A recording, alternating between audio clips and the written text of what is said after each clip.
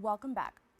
Osborne Association serves individuals, families, and communities affected by the criminal legal system, offering resources and opportunities for healing, restoration, and justice. Through their programs, they work on the ground in prisons, jails, and neighborhoods, supporting people with the tools they need to rebuild their lives. Joining us now is the mitigation specialist of the Court Advocacy Services at the Osborne Association, Jasmine Awad. Jasmine, thank you so much for joining me. Thank you so much for having me. Now, can you give us a little bit more detail about Osborne Association and its overall mission?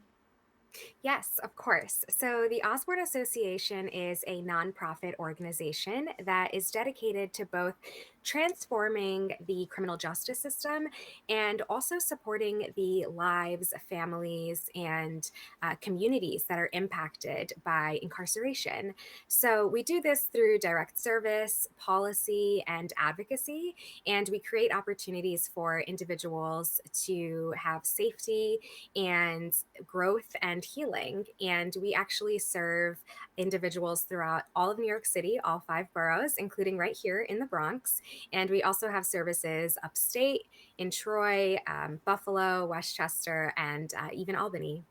Now, as you mentioned, just serving people in New York, there's so many different backgrounds. How does Osborne address unique challenges faced by individuals and families affected by the criminal legal system?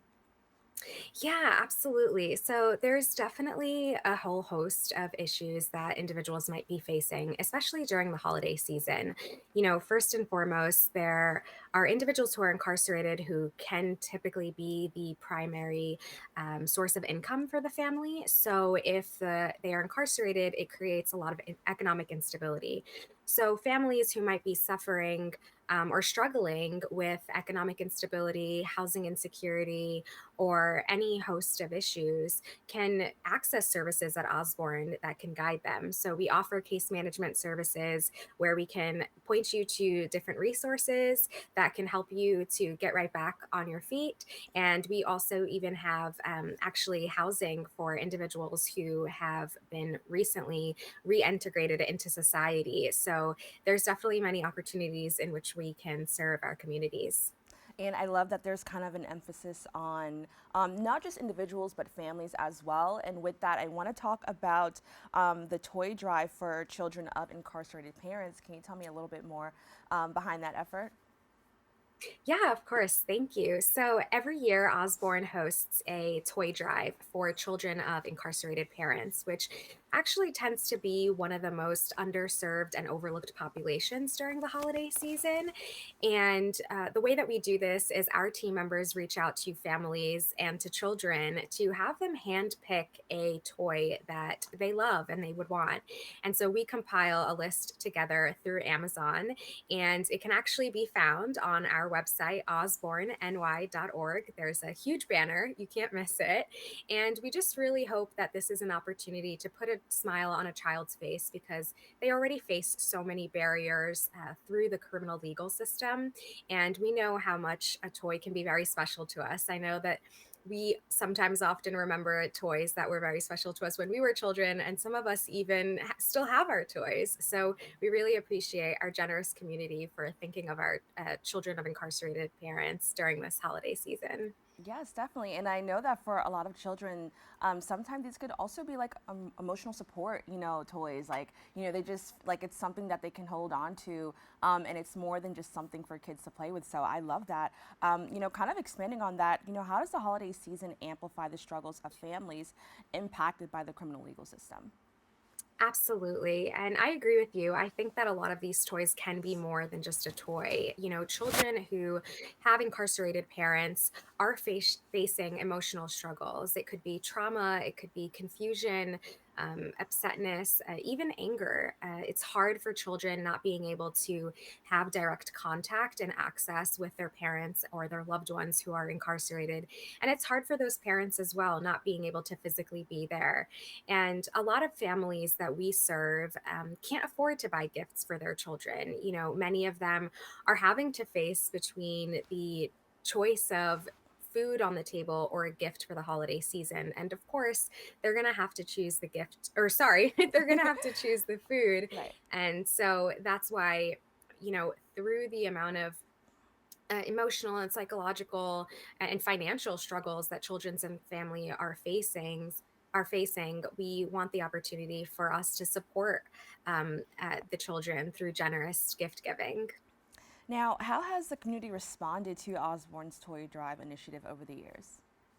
Yeah, absolutely. So as you know, we have been doing them for many years, and so the way that we distribute our gifts once they have been received is we either give them directly to our families or we'll ship them to them. And we always reach out to our families once we know the gifts have been delivered. And honestly, it is a very emotional moment for us to be able to witness because some of these children and even their families just really have very little that they can use to celebrate the holidays, and they've always had such a big smile on their faces, and they've been so overwhelmingly thankful, and it's just so nice to really see how much a gift can change a child's life. So it's been very positive. Now, beyond the toy drive, how does Osborne support children and families of incarcerated individuals year round? And that could also just be other holidays as well. Yeah, absolutely. We have many different services that are offered at Osborne Association, and we support children in many ways. So, first of all, we have certain family gatherings throughout the year,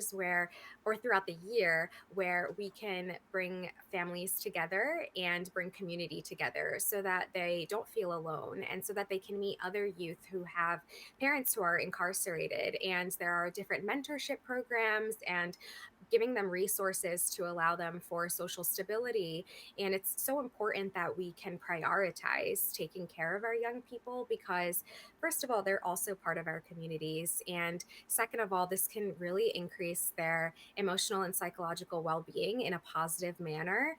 And it can also help to break the generational cycle of incarceration. So, in addition to offering case management support and mentorship, there's a lot of opportunities where we really just get together to offer that gathering of being all together and not feeling alone, especially during any holiday of the year or even just on a regular day.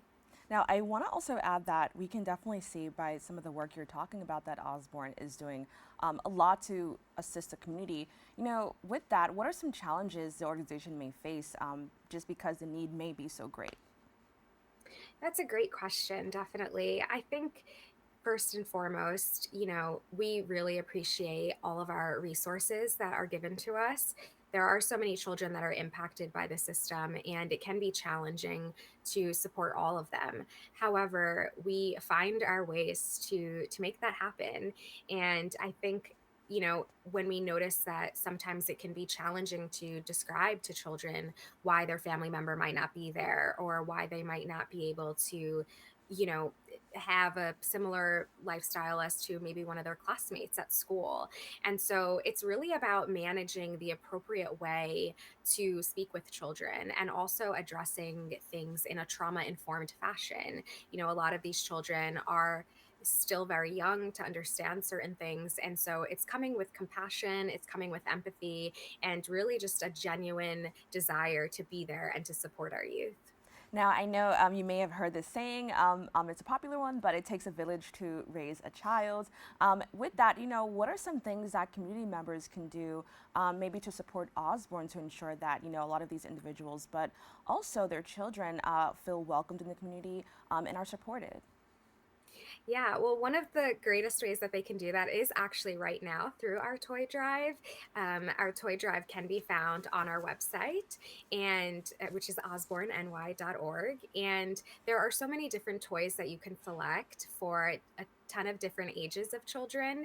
And so just picking one that speaks to you or that you think would be really special to give to a child would make a huge difference. As you mentioned earlier, this isn't just a materialistic item, but it's something that they can hold close to their hearts. And it can also help them feel closer to their family members as well, because they can't physically be with their families or speak with their families all the time directly. So, this is a huge way in which we can support our families and support the Osborne Association right now.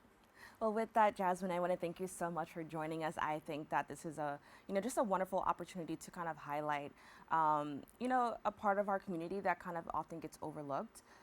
So with that, I want to thank you so much for, joining us and shining a light on that.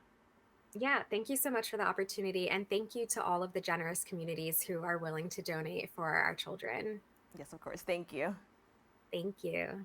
For more information, you can visit their website at osborneny.org and follow them on social media at osborneny.